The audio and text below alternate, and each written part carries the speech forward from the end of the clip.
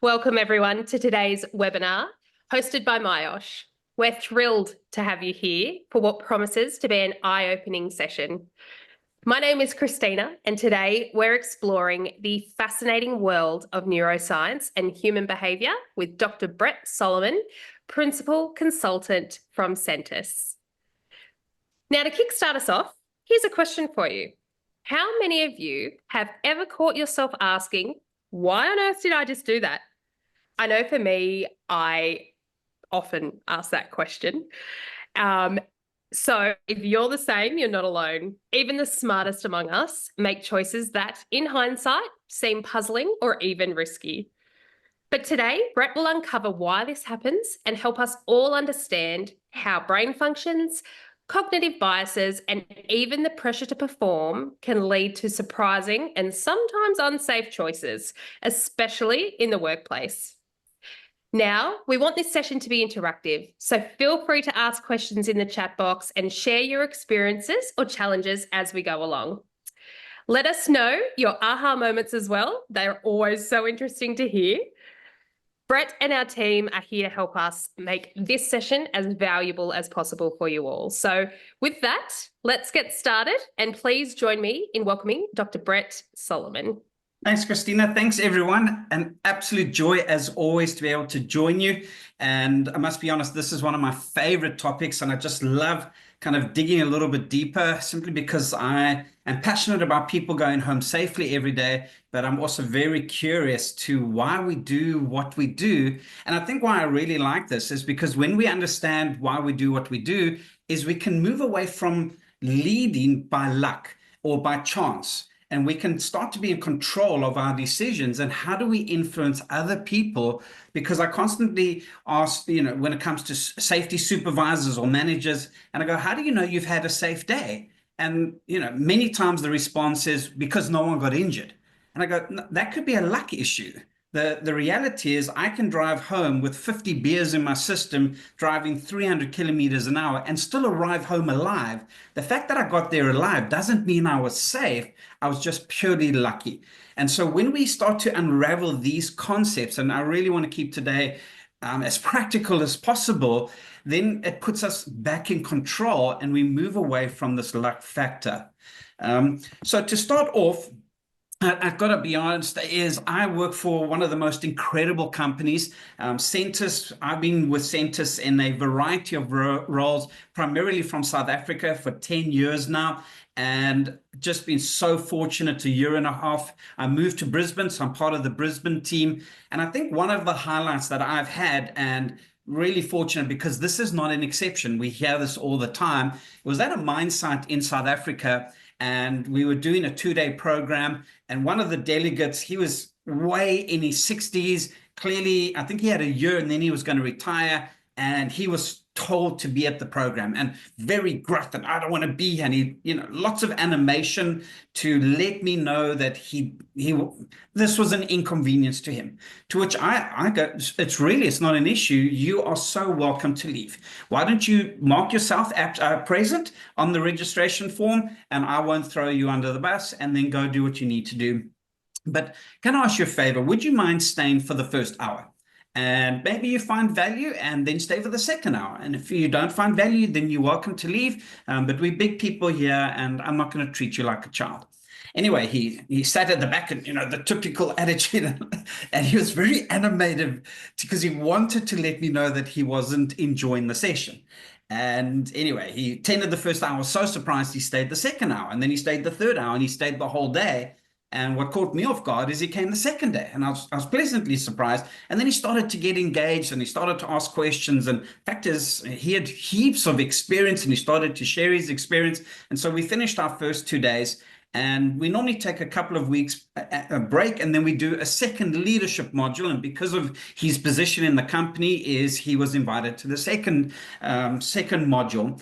And I'll never forget the day we started. He pulls me aside, and you need to understand it's a mine site, it's grubby. There was this long passageway, and he pulls me aside and he starts to cry.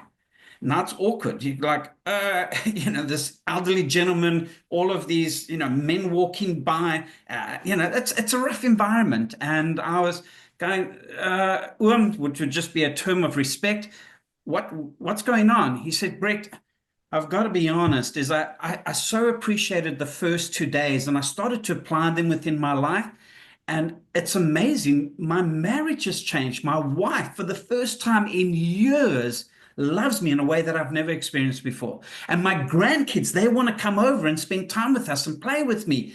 And I'm just going, wow, this is so rewarding. And to be part of a company that's not just about selling products and, having opportunities to do training, but to be part of a company where it's far more than that. It's really about creating organizational cultures. It's really about touching people's lives of where they are at. And obviously, when people go home physically safe, massive bonus.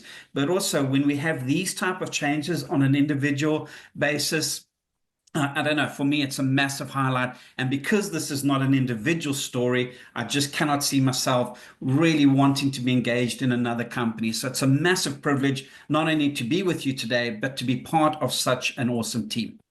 Now, maybe getting to our topic is, and forgive the pixelation here, it's one of the better images that I can get. But when I look at this, I just go, oh my goodness, I cannot believe that someone would deliberately put themselves in what is racingly evident as in harm's way.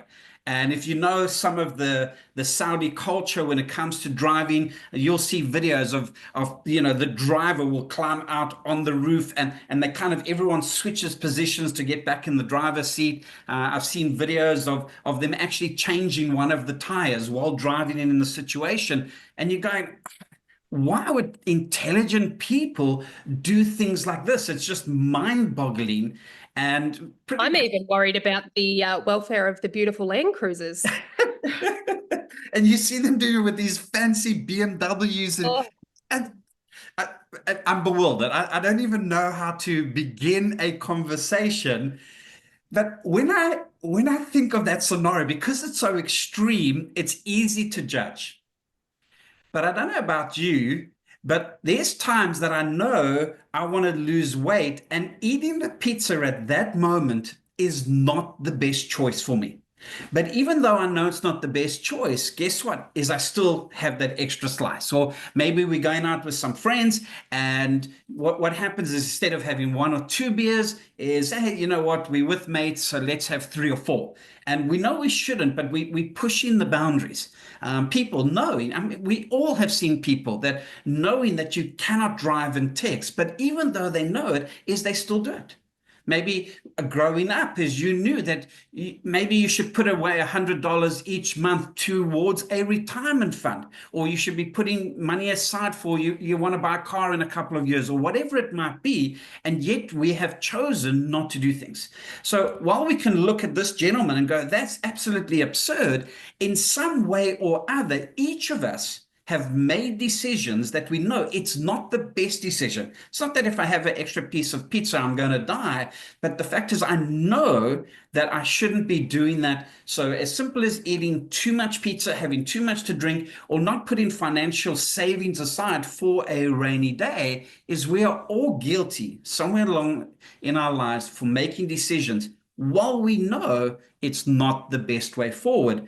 And so I think this is really almost the heartbeat of where I want to get to, is to move away from kind of the mindset that knowledge is the key or the source of behavior, which I'm going, no, it's not. Many times we know we should put money aside. We know we shouldn't eat excessive sugary foods. We know we shouldn't get intoxicated to a degree where we can't function properly. We know all of these things, but yet all of us, somewhere along the line, have made these decisions in spite of the knowledge. And so when we, as safety professionals, if we think we're just going to give people knowledge on here are the rules and regulations when it comes to working safely, and everyone's going to go, oh boy, I didn't know that before, let me now be safe. No, that's not going to happen. Now, there are times when you do get knowledge, go, I didn't realize that, and you will change behavior, or it will govern your behavior, but it's not necessarily a guarantee. And so we love what we refer to as our ABR model. And really what it's saying is if we want certain results, naturally have certain behaviors. If you have the appropriate behaviors, you will get the outcomes that you're looking for, which makes sense why so many companies have behavior-based programs. There's such a focus on, here are the non-negotiable rules or the essential cardinal rules that you need to follow. And, there's all these procedures and policies because it makes so much sense. As if you behave that way, you'll get the right outcomes. And it's true. But it's not understanding the motivation of decision making. And so we refer to our attitudes. It's how we think and feel about myself, about my colleagues, about safety, about the company. That is actually what's going to trigger my decision making, which in turn drives behavior. So when we see people doing crazy things, or maybe it's not even so extreme, but making decisions that's potentially putting them in harm's way, or it's not moving us to the outcome we are looking for, is I'm not so worried about the behavior in the moment. What I want to know is what is behind that decision-making process. Because if I can understand that and encourage people, influence people at that level, you know what? Behavior will deal with itself. And so I think from a Sentis perspective, why we love getting into the neuroscience of the brain is because this pretty much is the source of where we are thinking and feeling. So every single day is that there are these electrical impulses going through our brain, which in just everyday language is a thought.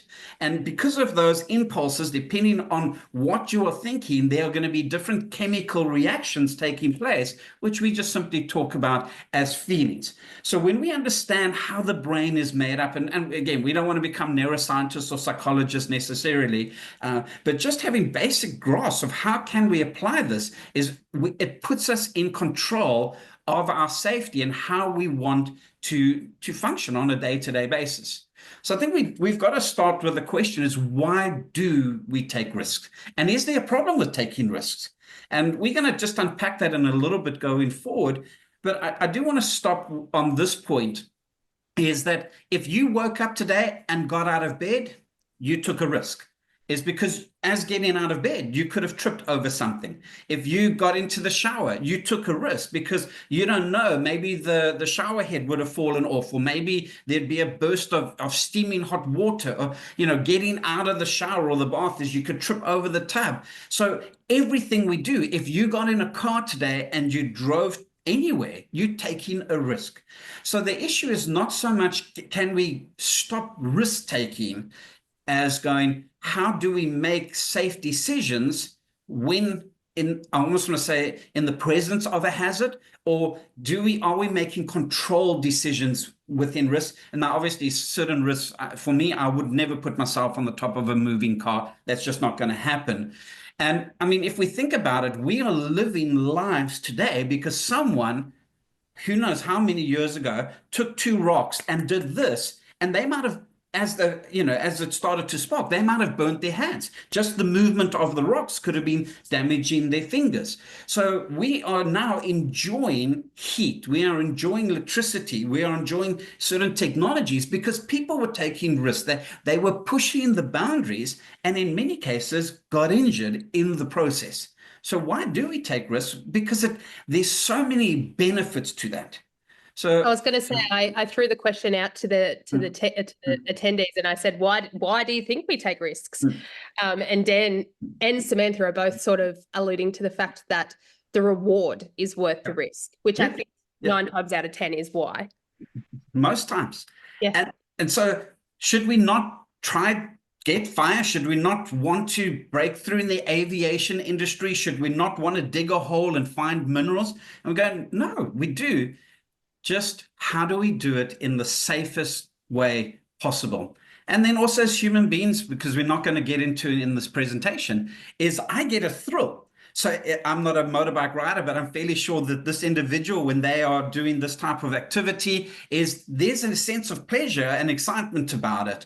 Exactly what Wayne said, endorphins, endorphin rush. Very much so. And we were talking earlier about how you go and you ski in the morning. And getting on a boat on water is a risk. Getting out and skiing is a risk, because I've done skiing and I've hit that water and it hurt. but there's a sense of joy and energy that comes with it. So it's not us now becoming fun police and we don't want people to enjoy life. It's much as how are we interacting to get saying, is this controlled? Are we doing this in a manner that's still going to allow us to get home safely?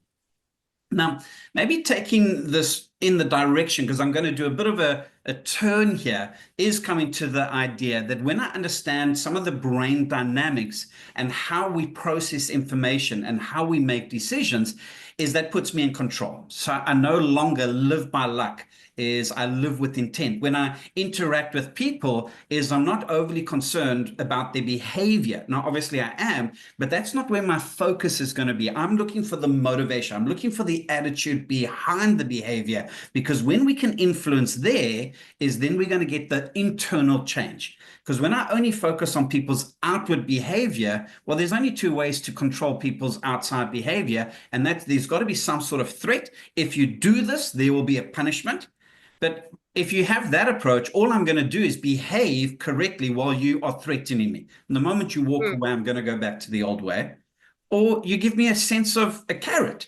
And I go, if no one gets injured for the next year, is there will be some sort of barbecue or a t-shirt or a jacket. And who doesn't want a jacket? Who doesn't want a barbecue? But the moment you take the jacket or the barbecue away, what happens? I go back to the old behavior.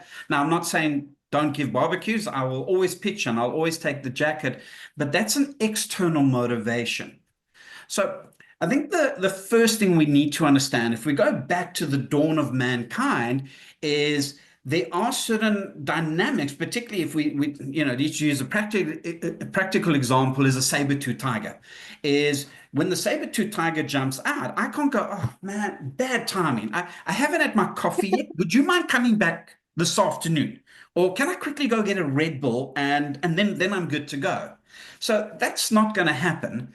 Now, what's interesting about the brain is it weighs around 5% of our entire body mass, but it uses a whopping 20 to 25% of our energy. So it's a massive energy guzzler. And the brain doesn't know when is a saber-tooth tiger going to jump out. So what does it want to do? It wants to find mechanisms and ways to save energy so that if a saber-tooth tiger, and unfortunately we don't have them anymore, but we do have moving machinery. We do have obstacles all around us that could injure us. So it doesn't know when these potential hazards could harm us. So the brain wants to go, how do I find ways to save energy that if something goes wrong, is it can give us the boost of cortisol or adrenaline so that we can have the appropriate response and not die, because the brain's number one priority is to keep us alive. Now, because the brain wants to save us energy, is we love taking shortcuts. Now, I find myself in this scenario many times is when I come to a venue and, being a presenter, there would normally be a data projector. And many times is I arrive and the data projector's turned off, or maybe it's misaligned. And typically, I don't know why, but it's just too high for me to reach, even if I stretch out. So what's the natural inclination is to look around and go, is there a chair? Stand on the chair, push the button and realign it, and we're good to go. And it's so interesting because when I'm in that scenario, the thought that goes, I need to go get a ladder. See, this is the body manifestation of the brain going, seriously? Are you going to waste all the energy to walk down the passage to go get a ladder when there's a perfectly good chair right over here and no one's looking? So what do? Is I stand on the chair, I adjust the aircon in this scenario here, or the data projector. I get off and the chair didn't break or it didn't move out and I didn't fall. The brain doesn't go, oh, you naughty thing, you took a shortcut. No, the brain actually rewards me because you're a champion. You've just saved me heaps of energy. So we would hope that the brain would reprimand us for taking shortcuts, but because we get rewarded for taking the shortcuts, we are very prone to doing it. And the brain appreciates it so much. Now, the great news, I'm a human being. I can't say my brain made me take a shortcut. It encouraged, it suggested, it would have liked, but I can make a decision and going, brain, you know what? It would be easier just to stand on the chair, but I am vigilant to my own well-being. I'm vigilant when it comes to being an example in safety. So you know what? I'm going to walk down. I'm going to get the ladder. I'm going to walk back. I'm going to erect it. I am going to climb up safely. And depending on the height, I might need to get someone to come and assist. And all of this is going, it's so much energy. But again, I can't afford that the brain's natural inclination dictate my decision making. But if we are passive, we will naturally gravitate to finding the easiest road. And that's what, remember, the brain is chemical, electrical impulses that is happening all the time. And when I was a lighty, my science teacher told me that electricity always takes the path of least resistance. And this is playing out all the time. Do you find that there are different characteristics of people, or like a common theme of characteristics of people that tend to take the shortcuts and take the path of least resistance compared to other people who are naturally inclined to always do the right thing? There is sufficient evidence to say that there are different personalities or even cultures that I want to say are more prone. There are individuals that like the adrenaline more than other people. But as human beings, we are naturally hardwired. This is not a culture issue or an age issue. We are hardwired to find the easiest route. Tim has commented, and it's made me laugh. Is it a shortcut or innovation? See, that's exactly what it is for many times it is innovation. We're finding the easiest way. And Tim, you are so spot on, because what happened, dawn of man, is I've got to go out hunting, heaps of energy. I'm going, oh my goodness, now I've got to kill the thing, and you've got to skin it, and you've got to barbecue it, and I was going, my goodness, that's way too much effort. Let's build a Woolworths. And I love Woolworths because I don't have to go hunt and cut and clean and all that sort of stuff. I just arrive at Woolworths and it comes pre-packed. In fact, my brain has gone, you know what? Going to Woolworths is also too much energy. Why don't we open up drive-throughs? So all I need to do is in my car. I don't even need to get out. This is fantastic. To go, wait a minute, it's too much energy to get in my car and drive to McDonald's. I can now Uber eat it. See, these are all innovations where the brain goes, it's too much energy, it's too much effort to do this. So let's find better ways. And that's one of the upsides of this, is we are finding better ways, smoother ways. We've got to be asking ourselves. There's a fine line then between laziness and innovation. That's exactly it. And not only laziness, because that is one area, but am I taking unnecessary risk? Am I putting myself in harm's way? And if I am, I want to reflect on that, going, while I want to be innovative, I don't want to hurt myself or anyone else. Now, this is amplified by the reality is because my brain wants to save energy is right now is there's a lot of things happening, and my brain is aware of that. So there's a light over here. My brain is aware of my posture. The brain is aware of the temperature of the room. But because the brain wants to save energy, it's going, oh my goodness, that's too much information for me to have to process. So the majority of the information that is surrounding us, the brain just throws to the subconscious. Because believe it or not, your brain even knows about your pinky toe in your shoe. Now, for the majority of you, unless you had kicked your pinky toe a moment ago, you weren't aware of the pinky toe, but your brain is, but it's not processing that information. So we bombarded with all of this information. Brain wants to save energy, so it throws most of the information and it puts it on our subconscious, and so what's going to happen? 9 out of 10 days is you're never going to think about your pinky toe. You're not thinking about your body posture, but you kick that toe, and all of a sudden for the next however long, half an hour, while that's painful, you're going to be becoming very aware, very attentive, and you take a painkiller or whatever it might be, and then your brain focuses on something else.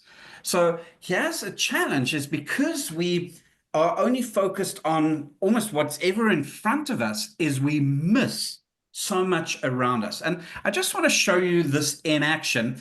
Now, there is a higher probability that you're going to see the change. So I'm going to click the button and a change is going to take place on the screen. Now, we find that when there's a TV and it's a little bit different or further away, is almost everyone misses it. But I've got an inclination as some of you will also miss it today. And again, this is not to accuse anyone. This is just welcome to being human. So I'm going to push the button and find a change. Something's going to change right in front of us. So here we go.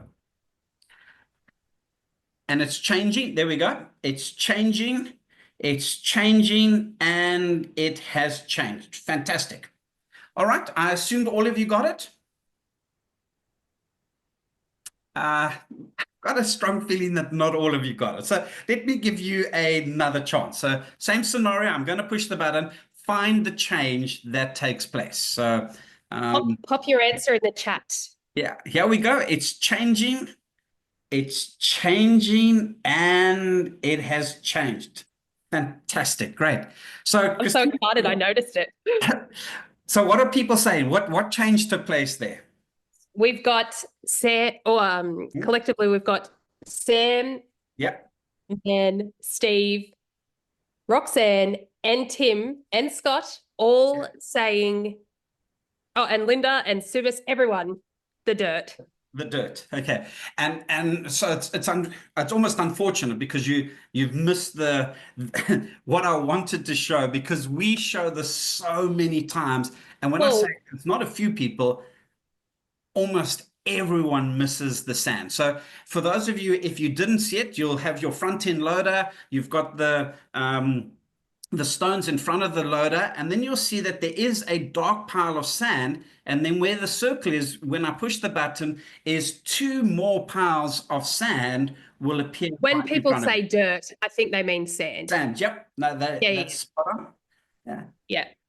So why do we miss this? Because even if you saw this one, there are so many experiments where we do miss things, and it simply is the brain saving energy and going, I don't want to be having to look after everything, and so I'm going to focus just on this, and natural implication is we miss stuff. So it could be, it's not that we have an unhelpful attitude. So we could have the mindset, I want to be innovative, or I want to find the easiest way. And so we make decisions because of that dynamic. The other reason we potentially are making unhelpful decisions, it's not because we want to be making them, it's simply we're just not seeing the hazards. We're not seeing what could put us in harm's way. So we're not seeing the dirt. Yeah. Rachel makes a really great point. We are always fixating on larger hazards and risks as opposed to more granular ones. That's right. Yeah. And I think that's such a good point, because how often do we need to do daily risk assessments? But yesterday everything was okay, and the day before that everything was okay, and now, but I've got to do it. So I walk out, and what am I doing is I'm looking for the front end loader or the crane in the background, and I don't even consider the things right here, because my brain goes, oh, that's insignificant, wants to save energy, and I just tick tick tick, sign, hand in the form, but I haven't used that as a tool to set me up by minimizing not seeing things, so that I can have the appropriate responses. Now, this is when I'm at peak. Fact of the matter is, there are things that can actually detract or make my ability to see things even worse.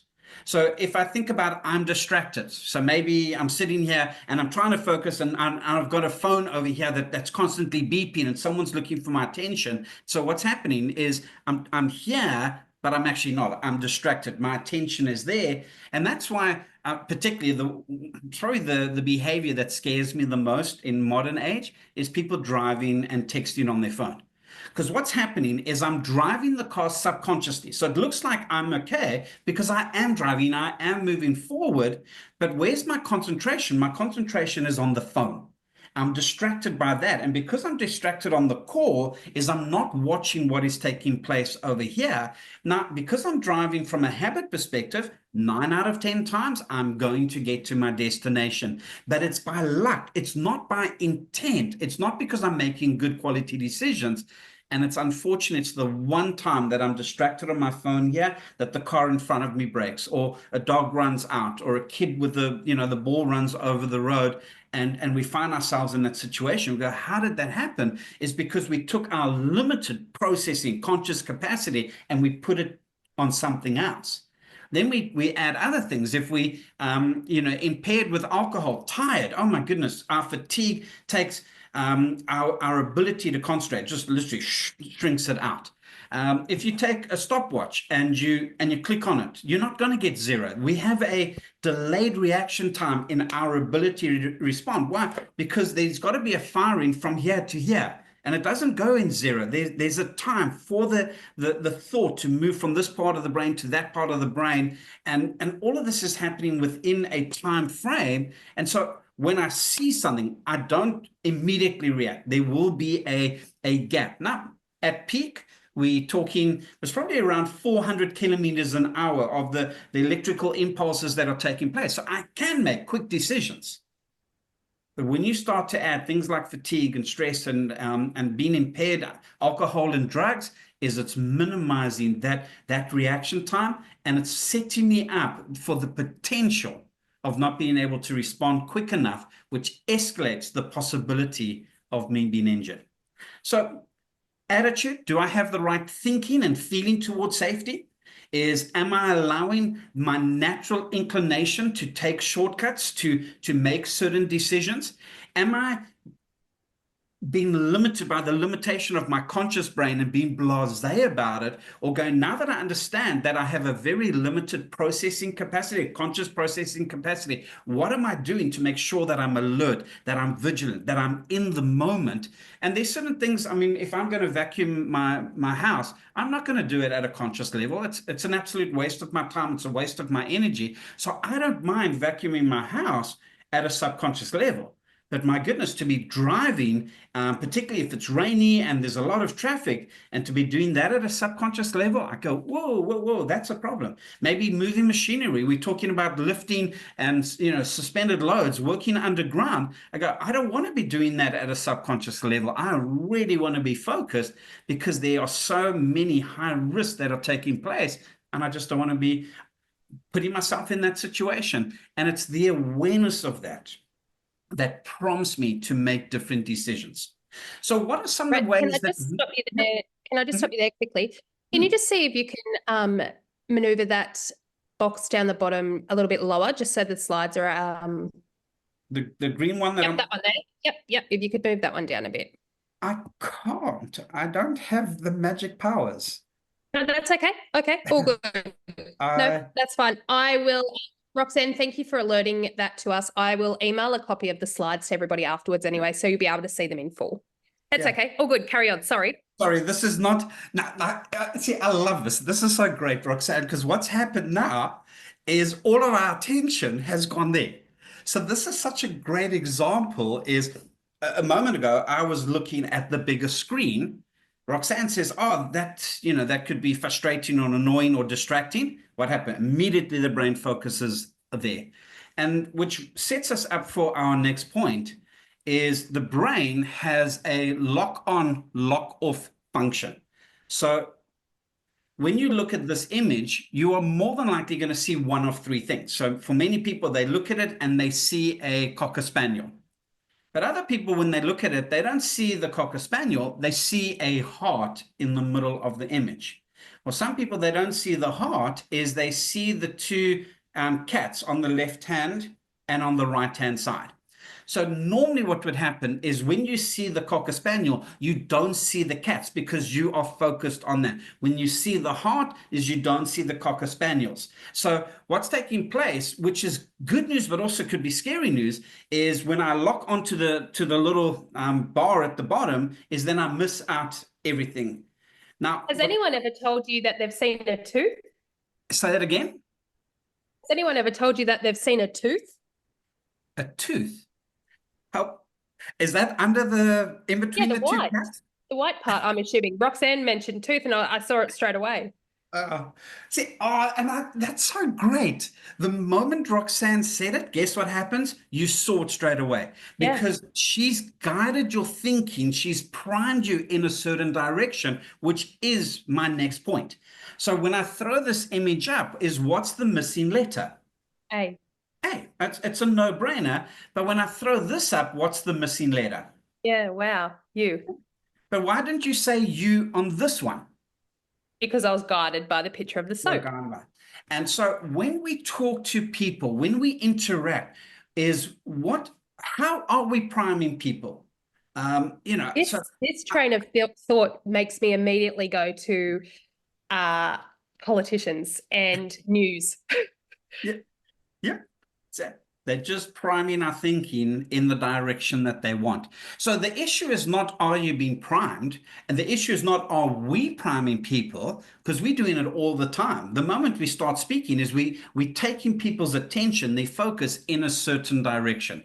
And the moment Roxanne said, the bar at the bottom, or look at the tooth. Now, I've done this hundreds of times, and I've never noticed the tooth. Never even crossed my mind. Yeah. Never.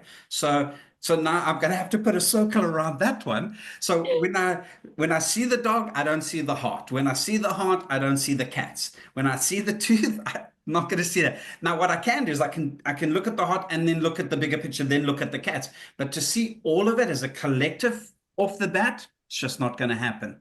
So when we are interacting with people, particularly when it gets to safety, there's so many ways that we prime people. We've got another toolbox talk. See, is we telling people, we priming them, it's a waste of time. There's no value. It's not beneficial. It's just an exercise that we have to do for compliance. We go, oh my goodness, today is going to be an intense day. There's so much things that we're going to do. And we want to make sure that we're going to do it safely. So let's get together. Let's talk about this. See, just my energy changing is going to get people to think differently about it. That which we talk about makes a huge difference. This is so funny. I didn't think about it for this presentation, but I was at a refinery, and probably the most passionate man that I've ever met when it comes to safety was the production manager, which is also normally unusual because it's the safety manager that should be the champion for safety. And anyway, I arrived on site, and the production manager catches me in the corridor, and he says, "Oh, you've got to come to our pre-start meeting because I want to show you safety's number one." I'm like, okay, great. So now I'm triggered because I want to see what they do. And because of the shutdown that they were about to start, there was easy 50 people in the room, and I decided to sit at the back and just be an observer. And so they started the meeting. The safety rep, that person came up and did some sort of briefing. So they read off the sheet, and with all respect, it was agony. It's just, leading. After 10 seconds, he's lost the whole group.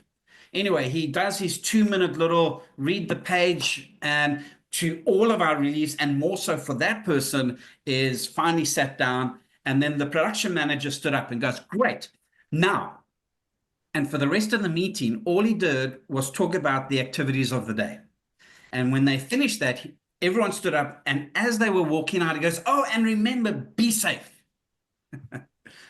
So anyway, he catches me after the meeting. He said, "Isn't that great?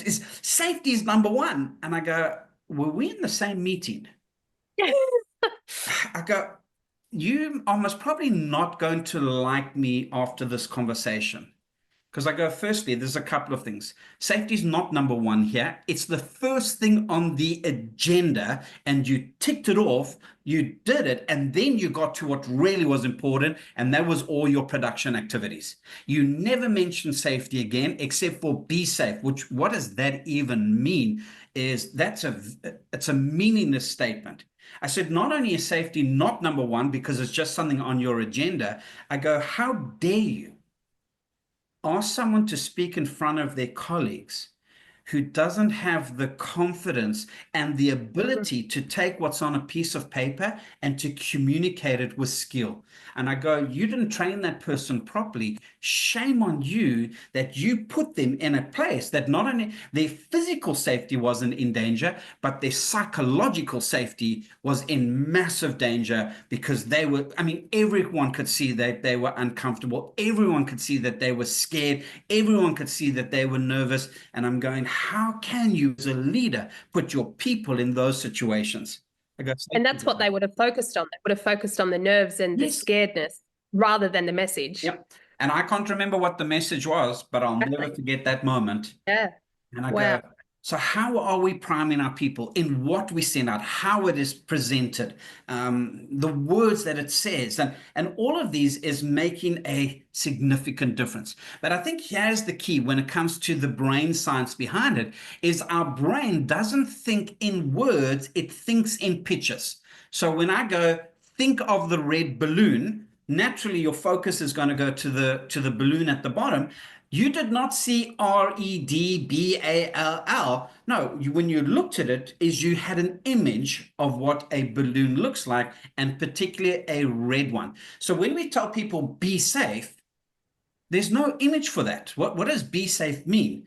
So it's very differently saying when we get into a car is we put on our safety belt. See, I can picture putting on a safety belt or, buckling it in. I can see myself driving and keeping the speed limit. I can see myself, when it's communicated that way, is to drive so many seconds, depending on the speed limit, behind the car in front of me, that there's enough braking space. See, when we start to talk in picture language, is it brings our people's attention and focus to the things we want them to. So to have blasé statements of being safe is simply, it's not that we are bad people, it's not understanding how the brain is designed and working with the brain. Now, what's really interesting is when I say, do not think of the red balloon, the fact that I said don't do it, the brain still focuses on the image of the red balloon. I'll never forget it when my kids were young, is I walked past and both of them were jumping on the bed. And I reprimanded them. I go, don't jump on the bed. And I was in a bit of a foul mood. And anyway, so I go and I do whatever I was doing. And I walk back and they're still jumping on the bed. And I was livid. I said, I told you not to jump on the bed. And they go, yeah, we love it. It's so much fun. See, the brain doesn't have an image for don't or not, except for actually a physical not.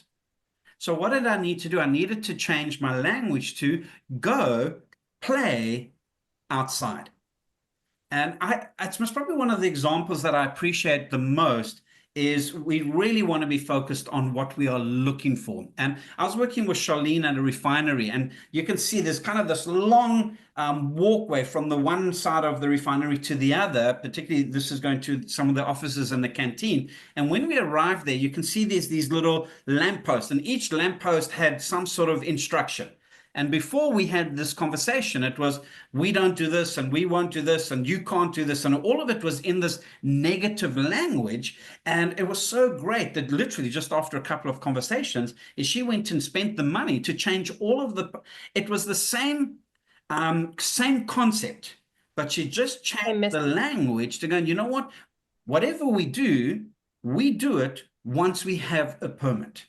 If we're working in a certain area, we only go in there if we have the appropriate skills or have been signed off. And just changing the language from you can't go in there or you may not do this. And what's it doing? It's just priming people's thinking towards that which we are looking for. And it's creating a negativity bias as well. Like if you're constantly saying, don't do this, don't do that, it's like it's a bad connotation in the first place. Yeah. We had a webinar last week with Annette Gray, and she created this amazing way of asking, say somebody was coming into work late 3 days a week, instead of reprimanding them and saying, why are you late 3 days out of 5? They say, what goes right on the 2 days that you arrive on time? Yeah. Let's replicate that. Yeah. And that's also, it's going to take me to my next point, is how we can prime people, get the brain to be active, is by asking questions. So when you ask me, why are you always late? Is my brain, well, let me think about it. Well, because the kids take the time, the weather, there's not petrol in the vehicle, and I will come up with all the reasons why I'm late. And in my brain, I'll justify it. And because I justify it, I'm not going to change behavior. Yeah, there's no repercussion. Yeah. Yeah. Now, when you come along and say, what did you do differently on the 2 days you were on time?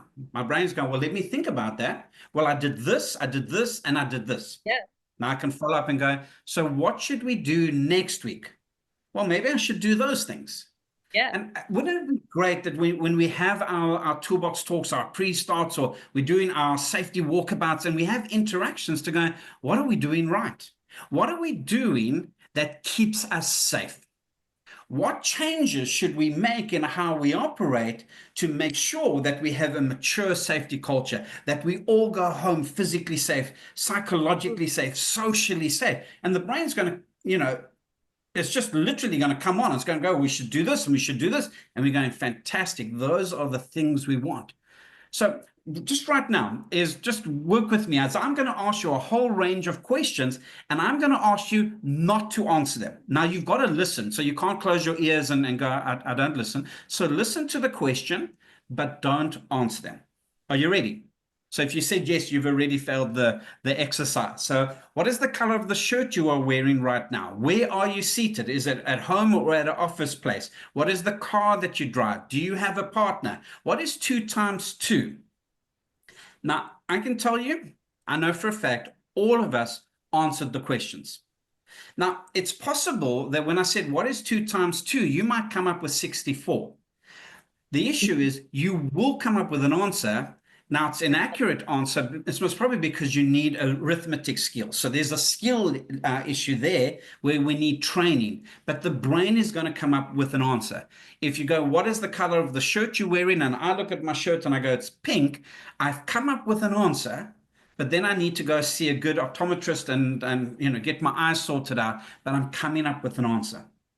Now, one of the things with the questions, and this is pretty much what we were speaking about a moment ago, is there is a phrase, there's no stupid questions. And I go, no, that's ridiculous. There are a multitude of stupid questions. So when I go, why do you keep coming to work late?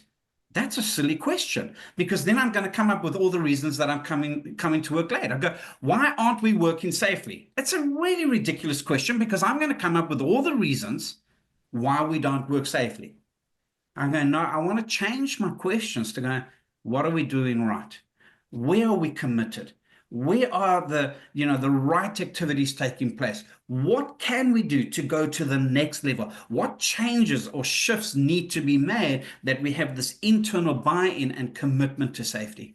So questions are such an easy but powerful tool when we are asking the right questions to get us the outcomes that we want. Now, part of this, and I think I've got 2 more points because I see we're coming to an end of our time, is I don't know why, and maybe it's not an Australian thing, but it's definitely within South Africans. And I've got a feeling it's also amongst most people in the world, where there's this notion of we need to be logical. And it would be great when we're logical, and there are times that we are logical, but how many times have we done things where we get triggered for absolutely no reason? It doesn't make any logical sense. And so often as we get triggered is because words evoke emotions. So if I'm this gentleman and, I'm driving next to him and he yells at me and I know I've done nothing wrong, I'm just going, have a good day. But the fact is, if I drive past this gentleman and he yells at me, even if I know I'm innocent, I'm going to get agitated. I'm going to want to defend. Why? Because the brain's number one priority is to keep me alive. And his words and his body language is triggering a fight-flight response within my own brain. And to think that we can just demean people or go, you know what, it's people like you. We will never get this right. You are such a disappointment. It's those words that aren't just logically where I go, no, I disagree with that. It has a huge emotional impact on my state of being and how I'm processing that information. We've got to be so wise with the words that we use and ask, what is that evoking in people? To send a message via text or WhatsApp because I'm frustrated, I'm not getting the answer I want, and I just give me this and I send it out. See, it's relieving my stress. But I should be asking the question, is the person reading it, how are they going to perceive it? When I'm frustrated, I type something in my email and I send it out. What's the impact that it's going to have on the person who receives it? And so if I want to be a leader I want to say of healthy influence, of having the impact I want, the words, the language, the tone that I come across is so, so critical. So I just want to show you, it's actually a very serious video, but we laugh because of the outcome. It doesn't have sound. And again, very pixelated. Sorry about the quality, but it does bring across the point. So have a watch. It's just a couple of seconds.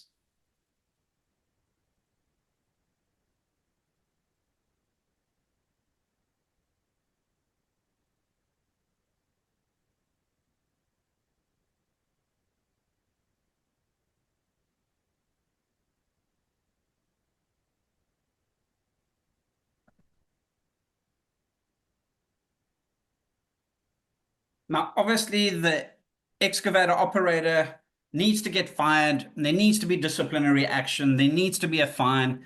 What he did there is completely unacceptable. But I think we should take a step back and going, what's triggered? This operator's come to a point that more than likely that this supervisor has spoken to that operator so many times in such a demeaning way that he's just got, I've had enough. And his brain, the logical side of his brain, is no longer making decisions. It's this overwhelming amount of chemicals that is taking place within the operator's brain that is now doing something so ridiculous. And now we come and we see the broken car and we reprimand the operator and go, how could you do something so foolish? Because we are examining it from a logical perspective, but we're not in the moment where the emotions have overtaken this person's brain, and now they functioning from an emotional side. And we are all that way. So the question is, what emotional state am I leaving people in? Am I leaving them in a focus state, a commitment state, an upbeat state, we're going to go forward together? Or am I causing a sense of rebellion, people to disengage, and actually they want to have nothing to do with me or safety? And if I'm doing that, I've got to go, how do I approach this differently? How do I approach people differently? How do I change my emails? How do I change my conversation? Because right or wrong, it's irrelevant.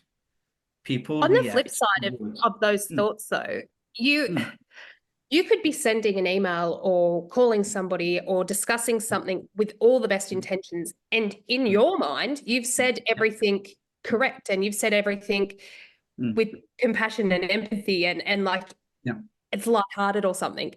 But you can't control how the people receive it based on their emotions. So you could essentially be doing the right thing, but the people that are receiving it take it a different way. Yeah. So it's not always you sending something off with emotion. You could be doing the right thing. It could be the other way around as well. Yeah. And I think this is that's going to happen all the time. So I do want to ask the question to going, this is where we need to have conversation. So I don't know if Morgan is still on the line now, but let's say I sent something. Morgan, sorry, I'm throwing you under the bus, but she sent me a message saying that she had something she needed to attend to, and it's possible she wasn't going to attend the webinar. And so I sent her in We fired her. you don't love me anymore. Now, she could have taken that as a sexual innuendo. She could take that as I'm now. I mean, she could interpret that in so many ways. But it really was because I really appreciate her and I believe we have a fun banter. Is that just something but I could be called into HR tomorrow. And that's where we need to have these honest conversations so that we do build enough trust and enough credibility. Having said that, at the end of the day, if I am in a position of authority and I want to influence others, my intention means nothing. It's how are they receiving it? And so let's say I offended Morgan and she brings it to my attention. I don't want to convince her that she must now understand my perspective. I want to be listening to her and go, oh my goodness, I'm so sorry. I'm going to change my language. And hopefully that as the relationship deepens, is that there would be an openness, but maybe there will never be. And that's okay, because I want to respect her state more than my opinion. Now that is my perspective. If you have a different perspective, each to their own. I think there should be a respect on both ends. I don't think necessarily it's up to just you to change. I would hope that in that instance, Morgan would say, "Oh, okay, I see what you're saying. I may have misinterpreted that." But in the same sentence, you would say, "I understand now. I understand how you felt from this. I am going to rethink how I do things moving forward." It's both parties. It's not just a one-sided thing that needs to change. That would be I think that's important ideal. as well with employees and colleagues and all of that sort of stuff, and anybody that you're working with, safety, contractors, subcontractors. It's important to not just assume that it's going to be a one-sided answer. It's never just right or wrong. Sometimes it is, but sometimes it's also, okay, I'm going to take this from that, I'm going to take this from that, and we're going to work on ourselves to become better. So I think, again, that would be the ideal, but your keyword there is assume. And how often do we assume? And it's having these conversations, it's building this trust where Morgan can go, "Brett, that offended me," or "That's how I interpreted it." And we go, "Oh, that was never my intention." And then we take, because we're adults, we take the appropriate stance and make the appropriate changes.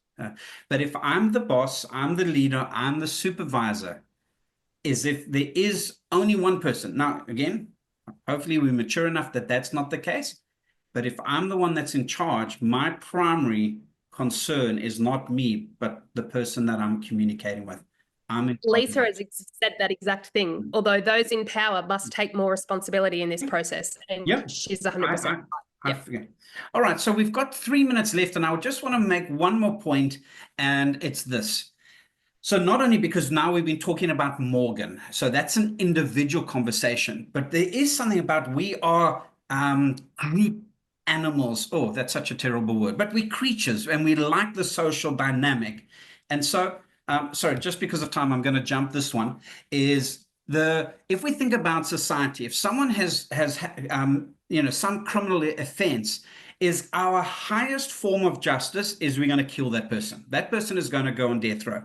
So what are we saying? If you commit such a heinous crime, you're going to be shot or injection or whatever it might be. The third highest form of punishment in modern society is we put people in prison. So what are we saying is we understand the social dynamic. We understand that people have such an innate need to belong that if we want to punish you, is we're going to segregate you. We're going to put you away. We're going to lock you away from the rest of society. That's how much we have a need to belong. Now, the second worst punishment, so death would be number one, prison would be number two. But if you even dysfunctional in prison, what do? Is we put you in lockdown. So, you get in isolation. What a great opportunity to go and let's create a culture. Let's have interactions, not just on a one-on-one level, but we pull people together so that there is the social pressure. Because we might have people come along, and again, sorry, Morgan, because I know you and you work with this, is let's say Morgan joins our company and we are all vigilant for safety, but she's not. She's kind of blasé, oh, whatever will happen, will happen. Now, she's not that way. What happens, she joins the group, and because of our commitment and our attitude, what's going to happen is she's going to want to be part of the group, even if she doesn't want to be vigilant, but she would want to adapt to the group than rather be segregated. And this is a powerful notion. Now, when we have people who are committed and, then to pull people into that really helps us. Where it works against us is where you have a culture or a group standard of operating is where people don't care and they constantly take shortcuts or have poor quality of work or are disrespectful, then it works against us. But when we can create the group dynamic of we respect each other, we care about each other, we are committed, we are people of excellence, and then when people join or have a bad day, is the group dynamic is going to cause people to respond in the appropriate way. And to wrap it up with the last minute that I have is what is my example.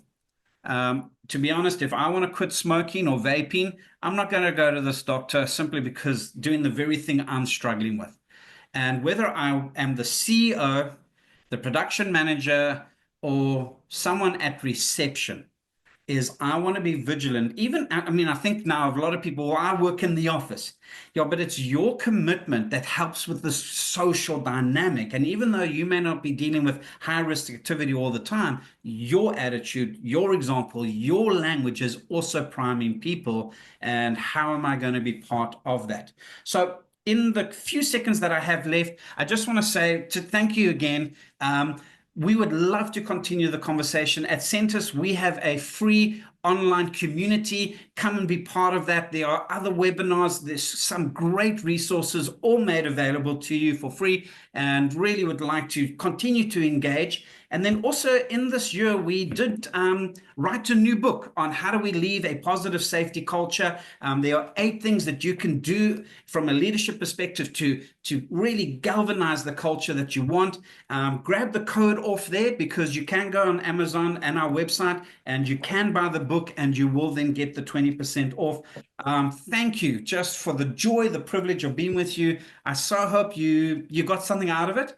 And I'm going to stay online because we are over time. If you got to go, I understand that. I respect that. But if you got any questions or comments, don't rush away. I will stay online. So that's my 2 cents. Thank you so much, Brett. I know on behalf of Myosh and everybody here joining us today, they would have taken so much from today.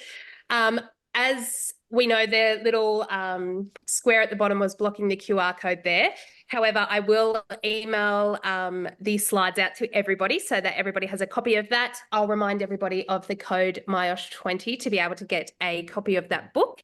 And for anybody that had to duck off early or anything like that, we have recorded today's session. So we will email it out to everybody that's registered. It will be distributed throughout our social media channels, our YouTube, on our website, and in our newsletters as well. Does anybody, before we log off, does anybody have any final questions? Thank you to everybody that's sending some positive feedback, and thank you to everybody for being so engaged and asking questions and joining us throughout today's session. It was wonderful. I can't see any other questions so far. All right, I think that's enough. Okay, excellent. Again, Brett, thank you so much. Anybody that needs to get in touch with us, you get in touch with Brett or myself. Our contact details will be sent out as well. So I hope everyone has a wonderful rest of the day and the week, and we will see you all soon. Looking forward to it.